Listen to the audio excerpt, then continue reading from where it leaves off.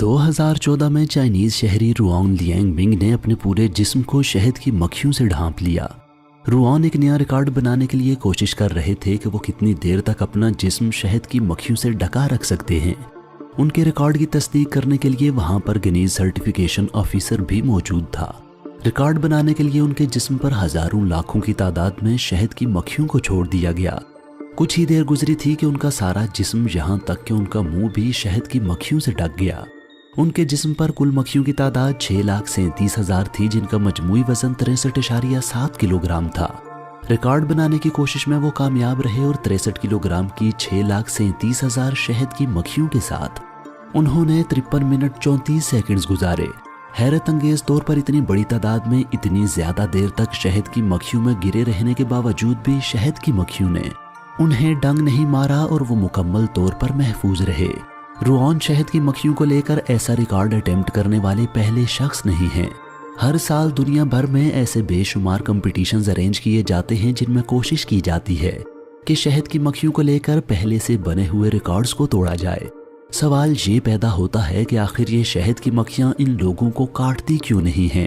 इसकी वजह यह है कि चैलेंजर ऐसा स्टंट परफॉर्म करते हुए मुकम्मल तौर पर साकिन रहते हैं और कोशिश करते हैं कि शहद की मक्खियां बिफरे ना।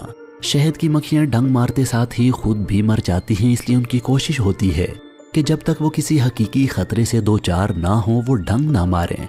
अगर चैलेंजर अपनी अटेम्प्ट के दौरान महसूस करता है कि मक्खियां बिफर रही हैं तो वो फौरन अपनी अटेम्प्ट खत्म कर देता है।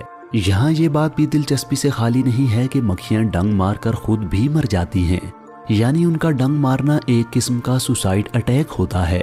डंग मारने के बाद ये खुद भी क्यों मर जाती हैं, ये जानने से पहले ये जान लेते हैं कि वो कौन से नागुज़ीर हालात होते हैं जिनमें मक्खियां ऐसे सुसाइड अटैक कर देती हैं।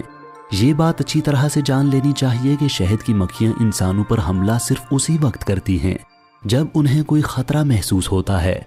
आम तौर पर ये हालात उस वक्त पैदा होते हैं जब मक्खियों के छत्ते को छेड़ा जाता है। शहद की मक्खियां फूलों से पोलन इकट्ठा करते वक्त किसी को कोई नुकसान नहीं पहुंचाती, लेकिन इस दौरान कोई उनके ऊपर पाँव रख ले या उनके काम में रुकावट डाले तो फिर वो गुस्से में आ जाती हैं और जब तक वो डंग ना मार लें गुस्से की हालत में मारी मारी फिरती रहती हैं। लेकिन इन मक्खियों को इस बात का बिल्कुल भी अंदाजा नहीं होता कि ये डंग मारने के बाद खुद भी नहीं बचेंगी। दरअसल इन मक्खियों का डंग एक दांतों वाले खंजर की तरह होता है जिसके दांतों की डायरेक्शन ऊपर की तरफ होती है। जब ये अपना डंग किसी इंसान के अंदर घुसा बैठती हैं तो डंग के दांत इंसान की खाल में फंस जाते हैं और डंग बाहर निकालना बहुत मुश्किल हो जाता है। ऐसे में जब कोई मक्खी अपने डंग को बाहर निकालने के लिए जोर लगाती है तो वो डंग इंसान की खाल से बाहर निकलने की बजाय मक्खी के जिस्म से ही बाहर निकल आता है। ना सिर्फ डंग बल्कि मक्खी के मसल्स, नर्व्स और डाइजेस्टिव सिस्टम के कुछ हिस्से भी डंग के साथ ही बाहर निकल आते हैं और इस तरह मक्खी मौके पर ही हलाक हो जाती है। अगर मक्खी एक हो तो मामला ज्यादा परेशानी का नहीं होता, लेकिन अमूमन ये मक्खियां अकेली नहीं बल्कि झुंड की सूरत में होती हैं। अगर किसी छत्ते के पास एक शहद की मक्खी हमला करे तो फिर इस बात के चांसेस बहुत बढ़ जाते हैं कि अब पूरा झुंड ही हमला आवर होगा। यहाँ ये दिलचस्प सवाल पैदा होता है कि दूसरी मक्खियों को कैसे पता चलता है कि एक मक्खी हमला आवर हो चुकी है और बाकियों को भी हमला करना चाहिए। मामला ये है कि जो शहद मक्खियां अपने छत्ते में जमा करती हैं वो उनके अपने ही खाने के लिए होता है। ये शहद मक्खियां अपने बुरे वक्त के लिए इकट्ठा करती हैं, खास तौर पर जब पोलन का सीजन नहीं होता। चूंकि मक्खियों की जिंदगी का दारोमदार ही इस छत्ते पर होता है, इसलिए इस छत्ते की प्रोटेक्शन के लिए कई मक्खियां इसके आसपास बारी बारी पहरा देती हैं। जब कोई इंसान उनके छत्ते के पास आना शुरू होता है तो ये दूर से ही उसे सूंघ लेती हैं।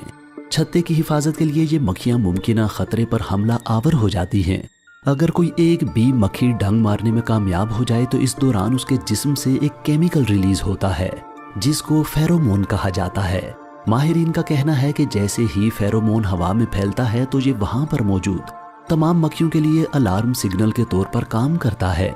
वो तमाम मक्खियां जो उस वक्त वहां ड्यूटी पर मौजूद होती हैं फेरोमोन को सूंघती हुई उस इंसान पर टूट पड़ती हैं। लिहाजा बेहतर यही होता है कि अगर किसी एक मक्खी ने आपको डंग मारा है तो आप फौरी तौर पर इस जगह को छोड़ दें।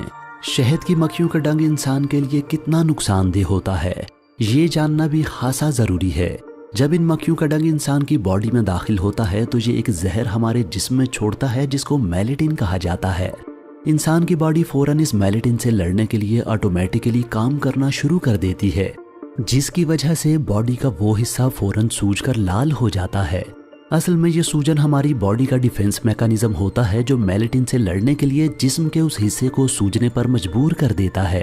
अगर ये डंग ब्लड वेसल के करीब लगा हो तो जहर ब्लड में शामिल होकर पूरी बॉडी में फैलना शुरू हो जाता है, जिसके नताइज काफ़ी खौफनाक भी हो सकते हैं। वो लोग जिन्हें मेलेटिन से एलर्जी होती है उनकी हालत और भी ज़्यादा बिगड़ने के चांसेस होते हैं। अगर आपको कोई शहद की मक्खी काटे तो फ़ौरन उसका डंग निकाल दें, क्योंकि जितनी देर तक डंग बॉडी के अंदर रहेगा वो मुसलसल अपना जहर बॉडी में खारिज करता रहेगा। नाजरीन, मुझे उम्मीद है कि आज की ये वीडियो आपको पसंद आई होगी। अपने तासुरात से आगाह करने के लिए नीचे कमेंट सेक्शन में अपनी राय का इजहार ज़रूर कीजिए।